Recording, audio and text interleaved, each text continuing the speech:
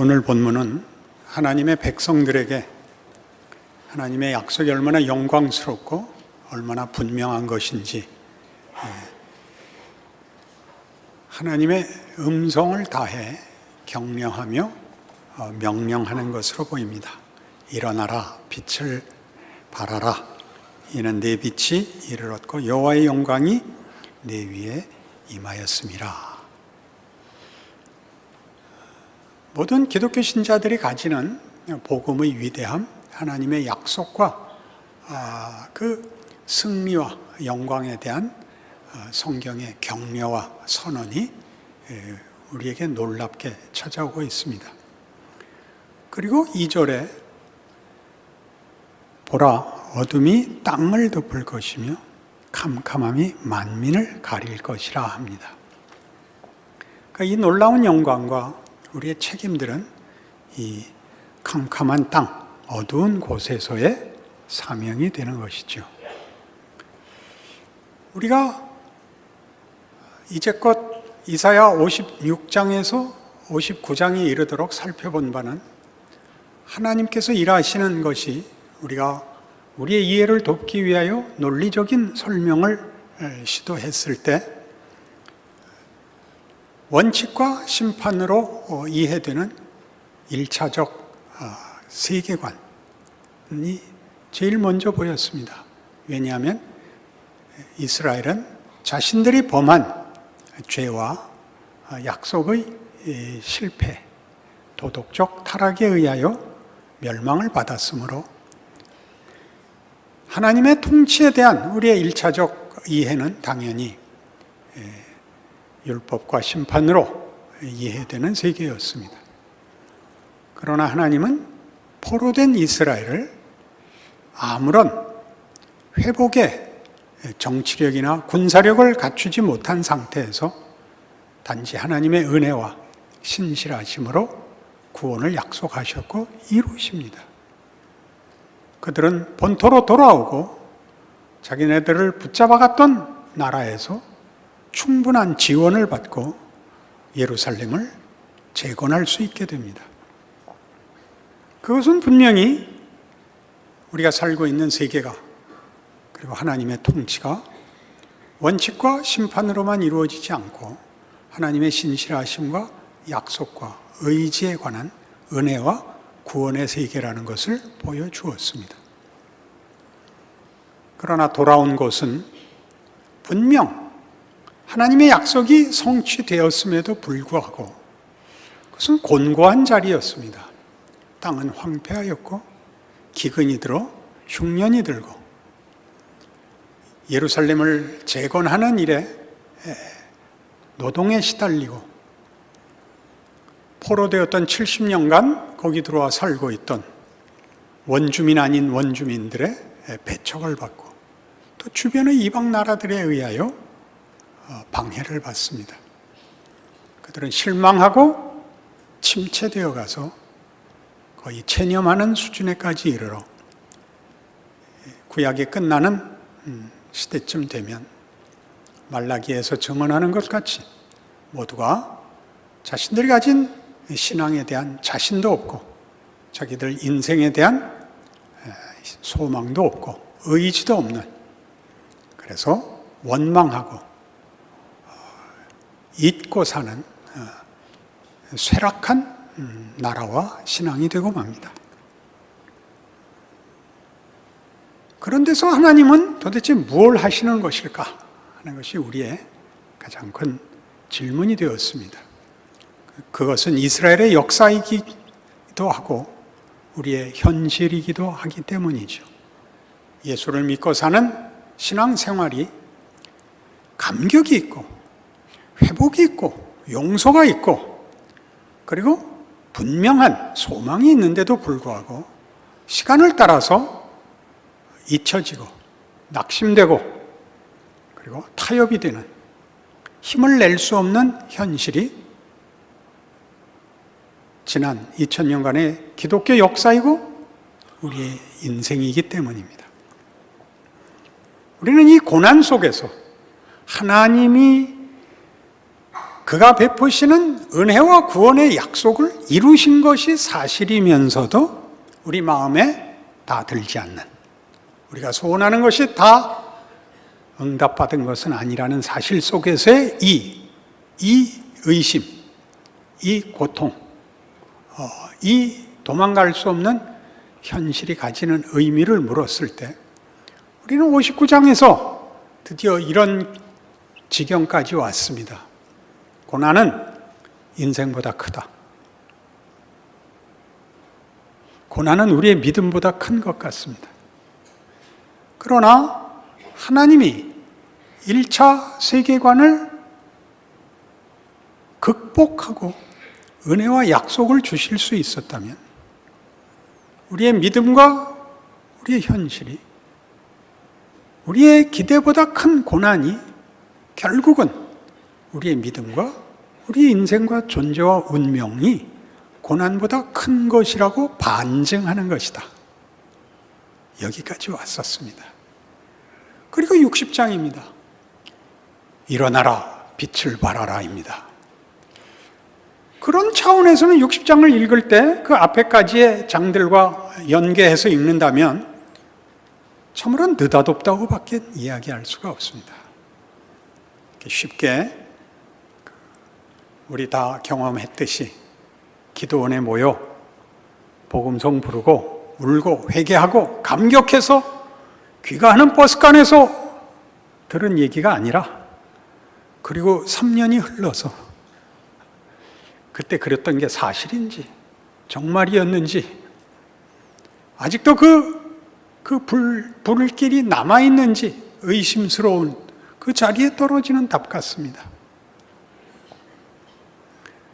로마서 8장에 가시면 이 문제에 대한 기가 막힌 신약 성경의 해답이 나오는데 사람들이 미처 그 가치를 다 못 읽어내는 것 같습니다.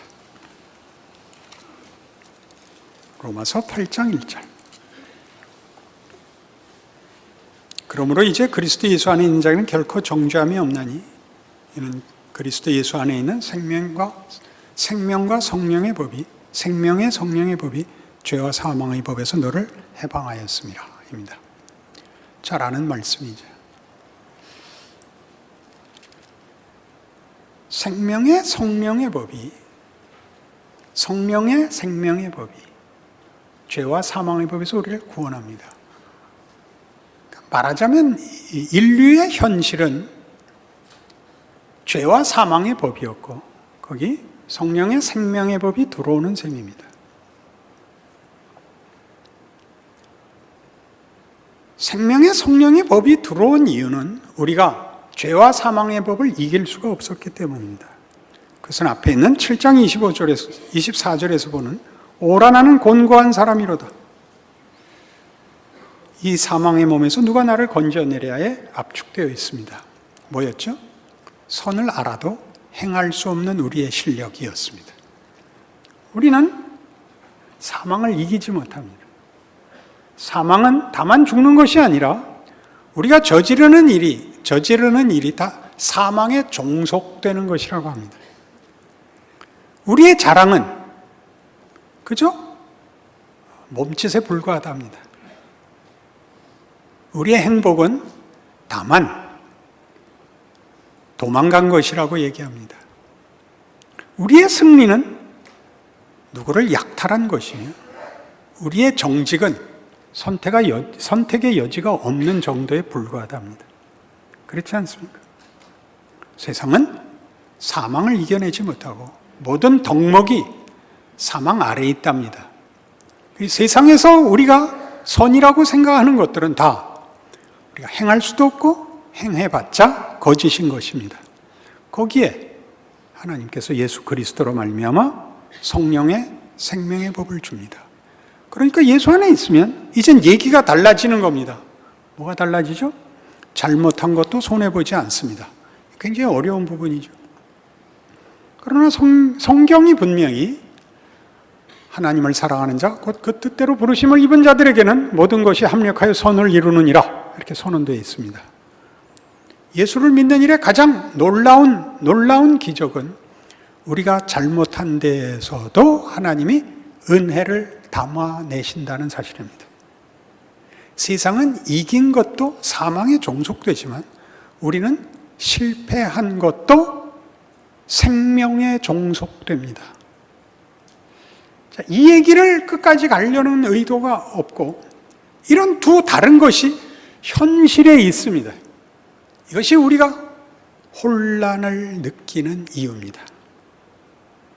우리의 현실은 하나님이 우리를 죄와 사망의 법에서 건져 성령의 생명의 법으로 구원해냈는데도 불구하고 아직 그것의 완성, 보이는 결과는 예수님 다시 오실 때까지 보류되어 있다는 사실입니다. 우리로 하여금 죄와 사망의 법이 아직도 최고의 권력인 구조, 환경 속에서 생명과 성령의 법을 누리는 자로 살아내랍니다. 그게 우리가 말하는 고난입니다. 현실입니다. 그런데 이 고난을 성경이 죄와 사망의 법 속에서 생명과 성령의 법을 가진 자로 사는 이 일은 같은 로마서 8장 14절에서 무릇 하나님의 영으로 인도함을 받는 사람은 곧 하나님의 아들이라. 너희는 다시 무서워하는 종의 영을 받지 아니하고 양자의 영을 받았으므로 우리가 아빠 아버지라고 부르짖느니라. 성령이 친히 우리의 영과 더불어 우리가 하나님의 자녀인 것을 증언하시나니 자녀이면 또한 상속자 곧 하나님의 상속자요 그리스도와 함께한 상속자니 우리가 그와 함께 영광을 받기 위하여 고난도 함께 받아야 할 것이니라. 이 죄와 사망의 법이라는 구조 속에, 환경 속에 들어가 있는 것이 생명과 성령의 법을 가진 자가 필수적으로 통과해야 되는 과정이랍니다. 하나님은 왜 그렇게 하실까요? 이것이 고난에 대한 우리의 정당한 질문일 것입니다. 고난은 없어야 될 게 있는 것이 아니라 우리의 믿음이 부족해서 생기는 것이 아니라 하나님의 승리를 하나님이 세상이 아직도 가지고 있는 죄와 사망의 권력 속에서 생명과 성령의 법을 충만케 하시며 영광으로 다듬으신다고 얘기하기 때문에 그걸 통과해야 된다고 하기 때문에 겪어야 되는 과정이라는 사실을 수긍해야 되는 것입니다. 이 문제는 같은 로마서 6장에서 3절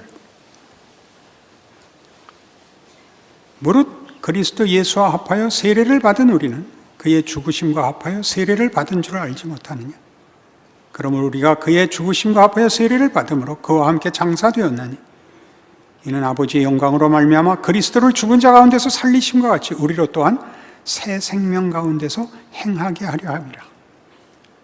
그러니까 새 생명으로 소개된, 나중에 다른 성경에서 인용하겠습니다마는 새 사람으로 소개된 새로운 정체성, 신분, 지위, 운명을 가진 존재로 우리를 부르고 있습니다. 그런데 이것은 15절에 보시면 그런즉 어찌하리요 우리가 법 아래 있지 아니하고 은혜 아래 있으니 죄를 지으리요 그럴 수 없느니라. 너희 자신을 종으로 내주어 누구에게 순종하든지 그 순종함을 받는 자의 종이 되는 줄을 너희가 알지 못하느냐. 혹은 죄의 종으로 사망에 이르고 혹은 순종의 종으로 의에 이르느니라. 하나님께 감사하리로다. 너희가 본래 죄의 종이더니 너희에게 전하여 준 바 교훈의 본을 마음으로 순종하여 죄로부터 해방되어 의에게 종이 되었느니라.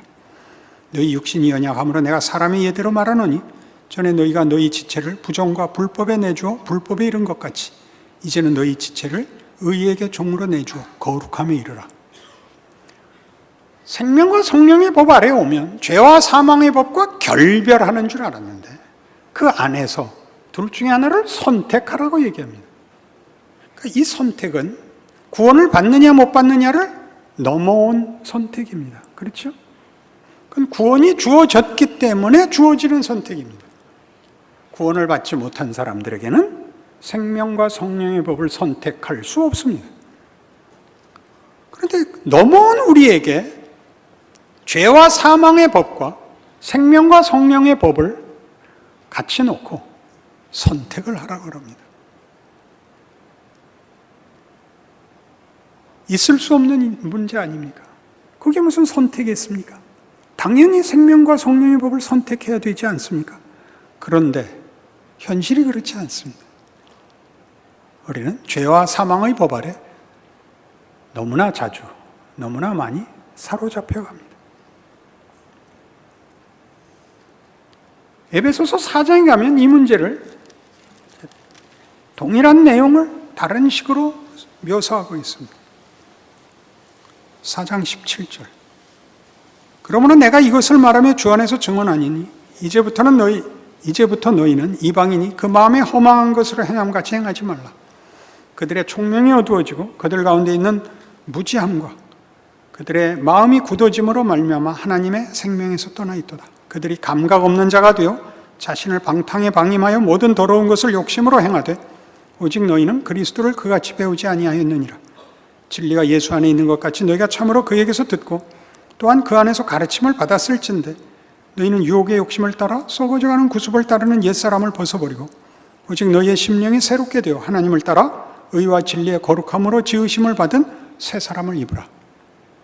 새 사람이죠, 이미. 로마서 6장에 의하면. 근데 지금은 새 사람을 입으라 라고 권면합니다. 우리는 옛사람을 고집할 수도 있고 새 사람을 입을 수도 있는 구원을 받았으나 왔다 갔다 할 수 있는 존재인 것이 현실적으로 분명합니다. 그렇죠? 우리는 신앙생활이라는 것이 새 사람으로 사는 것이요, 새 생명 가운데 있는 것이요, 옛사람이 그 마음의 굳어짐으로 무지함 속에서 방탕으로 방임한 인생이 아니라 예수에게 배운 삶을 살아야 하는 것을 압니다. 이게 잘 안 됩니다. 그리고 이런 것이 허락되어 있는 것이 이해가 되지 않습니다. 죄 짓고 싶지 않습니다. 물리쳐 주시옵소서. 우리의 기도입니다. 안 해주십니다. 하나님은 내 기도는 안 들어주시니 목사님께 가서 기도 부탁을 하는 수밖에 없다. 산더미 같은 기도 청원서가 제 방에 들어와 있습니다. 저보고 대신 살아달라는 거죠. 요한복음 8장에 가면 이 문제에 대한 예수님 직접 하신 답이 있습니다. 요한복음 8장 31절입니다. 그러므로 예수께서 자기를 믿은 유대인들에게 이르시되 너희가 내 말에 거하면 참으로 내 제자가 되고 진리를 알지니 진리가 너희를 자유롭게 하리라. 그들이 대답하되 우리가 아브라함의 자손이라 남의 종이 된 적이 없거늘 어찌 우리가 자유롭게 되리라 하느냐. 예수께서 대답하시되 진실로 진실로 너희에게 이르노니 죄를 범하는 자마다 죄의 종이라. 종은 영원히 집에 거하지 못하되 아들은 영원히 거하나니 그러므로 아들이 너희를 자유롭게 하면 너희가 참으로 자유로우리라. 나도 너희가 아브라함의 자손인 줄 아노라. 그러나 내 말이 너희 안에 있을 것이 없으므로 나를 죽이려 하는도다. 나는 내 아버지에게서 본 것을 말하고 너희는 너희 아비에게서 들은 것을 행하느니라. 대답하여 이르되 우리 아버지는 아브라함이라 하니 예수께서 이르시되 너희가 아브라함의 자손이면 아브라함이 행한 일들을 할 것이거늘 지금 하나님께 들은 진리를 너희에게 말한 사람이 나를 죽이려 하는도다. 아브라함은 이렇게 하지 아니하였느니라. 너희는 너희 아비가 행한 일들을 하는도다. 대답하되 우리가 음란한 데서 나지 아니하였고 아버지는 한 분뿐이시니 곧 하나님이시로다. 예수께서 이르시되 하나님이 너희 아버지였으면 너희가 나를 사랑하였으리니 이는 내가 하나님께로부터 나와서 왔음이라. 나는 스스로 온 것이 아니요 아버지께서 나를 보내신 것이니라. 어찌하여 내 말을 깨닫지 못하느냐. 이는 내 말을 들을 줄 알지 못함이로다. 진리를 알지니 진리가 너희를 자유케 하리라. 이렇게 시작되는 논쟁이 됩니다. 우리에게 무슨 자유가 필요하냐? 우리는 남에게 종이 된 적이 없었다. 너희가 죄를 짓는 것을 보면 너희는 죄의 종이다. 아니다. 우리는 아브라함의 자손이다. 아브라함은 너희같이 굴지 않았다. 아브라함이 나를 봤으면 내 말을 따랐을 것이다. 나는 아버지가 보내서 왔는데 너희는 내 말을 들을 줄 모른다. 아버지는 하나님 한 분뿐이시다. 그렇다. 아버지가 나를 보냈다. 그러나 너희는 나를 사랑하지 않기 때문에 내 말을 듣지 않는다. 너희는 내 말을 들을 실력이 없다. 너희는 마귀에게서 났다. 이렇게 된 겁니다. 자, 그러니 이 장에 나오는 중요한 단어들을 열거해 보십시다. 진리, 자유, 사랑, 순종. 자유란 무엇일까요? 자유란 진리에 자신을 헌신할 수 있는 게 자유죠. 저들은 진리를 알 수 없습니다. 예수를 모르니까요. 예수를 모르는 이유는 그들은 죄의 종이기 때문입니다. 예수께서 오셔서 우리를 죄로부터 구원하시고 하나님을 만나게 하시사 우리로 진리를 보게 하셨죠. 그래 우리에게 자유가 생깁니다. 그런데 하나님은 어찌된 일인지 이 자유를 쉽게 선물로 주시지 않고 책임으로 요구하십니다. 우리를 거스르는, 그리고 세상이 자기가 궁극적 권력을 가진 것 같이 위협하는 폭력의 현장에서 우리 보고 하나님의 사람인 인생을 살라고 합니다. 그게 고난입니다. 신자가 겪는 고난입니다. 그래서 이 문제는 성경을 들이댈 것도 없이 몇 달 전에 추천했던 아서 클라인만의 당신의 삶을 결정하는 것들, 인문학 책에도 나옵니다. 아무 일 없는 것 같이 두 세상을 사는 자기 기만과 침묵은 모든 가치와 진실과 희망을 망친다. 성경 구절이라도 좋겠죠. 죽어버리고 말 인생을 사는, 그래서 체념하고 사는 사람들도 사는 동안은 진실되게 사는 것이 최고다라고 고백한다고요. 하나님이 우리에게 이 두 현실, 타락이라는 현실과 창조라는 현실이 공존하는 속에서 우리를 타락에서부터 창조로 다시 불러서 하나님의 백성으로 살게 하시는 일에 우리에게 준 자유를 주를 위하여 헌신할 것을 요구합니다. 그것이 신앙생활입니다. 그것은 마치 뭐와 같은 거냐 하면, 우리가 아직 죄인 되었을 때 그리스도께서 오셔서 우리 죄를 위하여 죽으심으로 하나님께서 우리를 향한 사랑을 확인한 것 같이 우리에게 구원을 주어 우리를 거스르고 우리를 사망과 고난과 수치와 고통을 주는 조건 속에서 하나님을 사랑하고 하나님께 순종할 기회를 주시는 것입니다. 여러분은 그게 고통이라는 문제로 인하여 그 가치가 부정적으로 보이실 것입니다. 그러나 예수님은 이 땅에 오시고 인생을 사시고 배신을 당하시고 고난을 겪으시고 수치를 당하시며 조롱과 폭력 속에 죽어가신 모든 것을 명예로 하셨고 기쁨으로 하셨고, 빌립보서 2장에서 하나님은 하나님의 영광을 예수 그리스도의 죽으심으로 가장 맨 우선순위에 놓으십니다. 그러니 우리에게 하나님이 고난을 요구하는 것은 고난과 고통과 거스름 속에서 하나님이 허락한 창조, 구원을 살아내라고 하는 것은 우리를 대접하는 명예가 되는 것입니다. 넌 내 뒤에 숨어, 내 뒤에 숨어가 아니라 나와 함께 싸우자, 나와 함께 가자 라고 책임을 나누는 그 일이야말로 모든 기독교 신자들의 영광인 것입니다.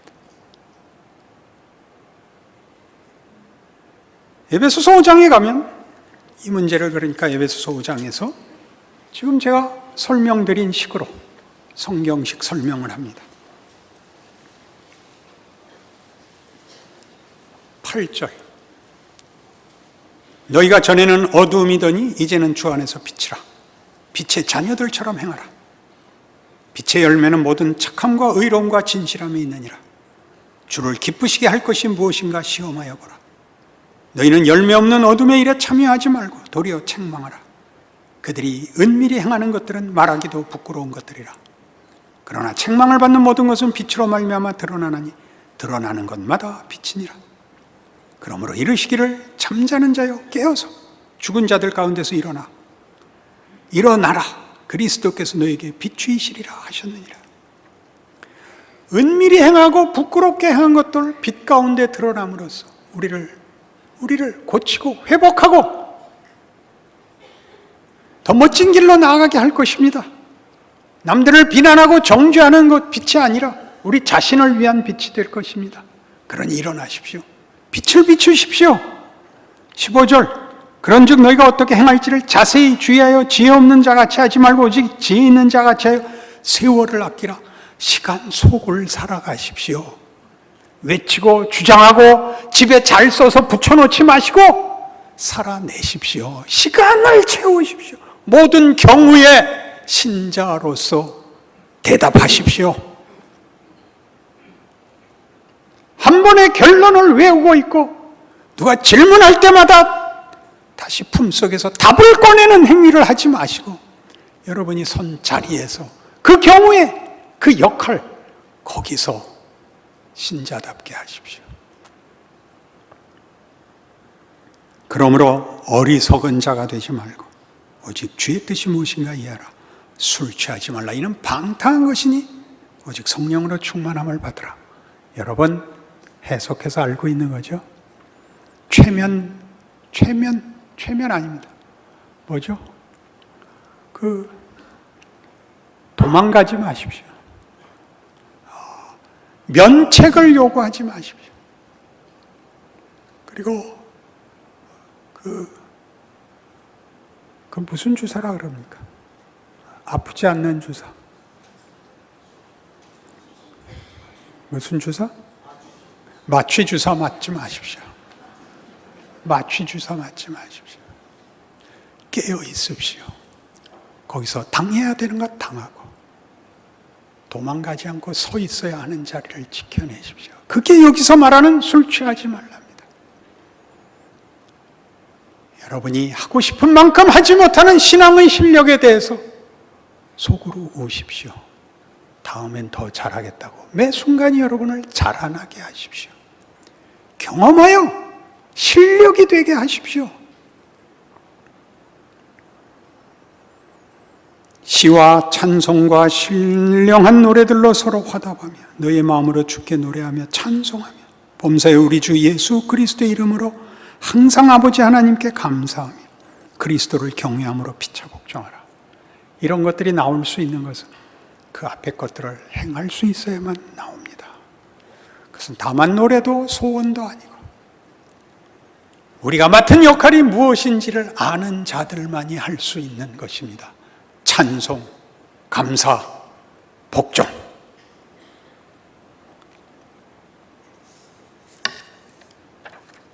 전에 추천했던 또 다른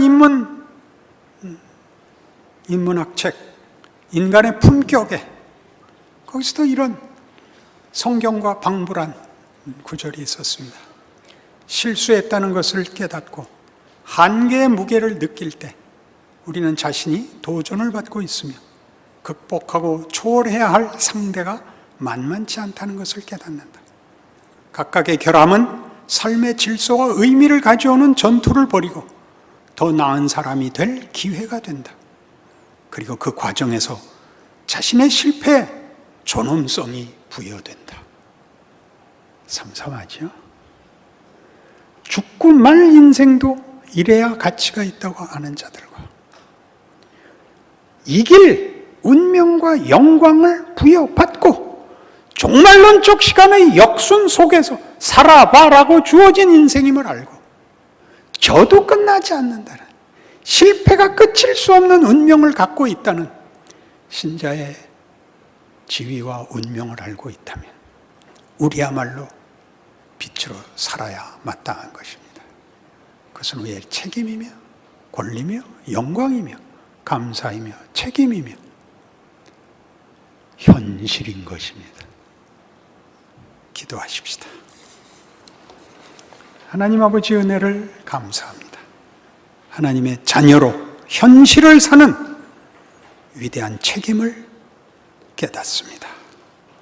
우리의 존재의 가치와 하나님이 우리에게 맡기신 내가 너를 사랑한 것 같이 너도 나를 사랑하고 순종하고 함께 기뻐하자는 초대에 응하기로 합니다. 기꺼이 헌신합니다. 우리에게 맡기신 하나님의 영광의 위대함을 기억하고 믿음으로 살아내겠습니다. 함께하여 주시옵소서. 예수님 이름으로 기도합니다. 아멘.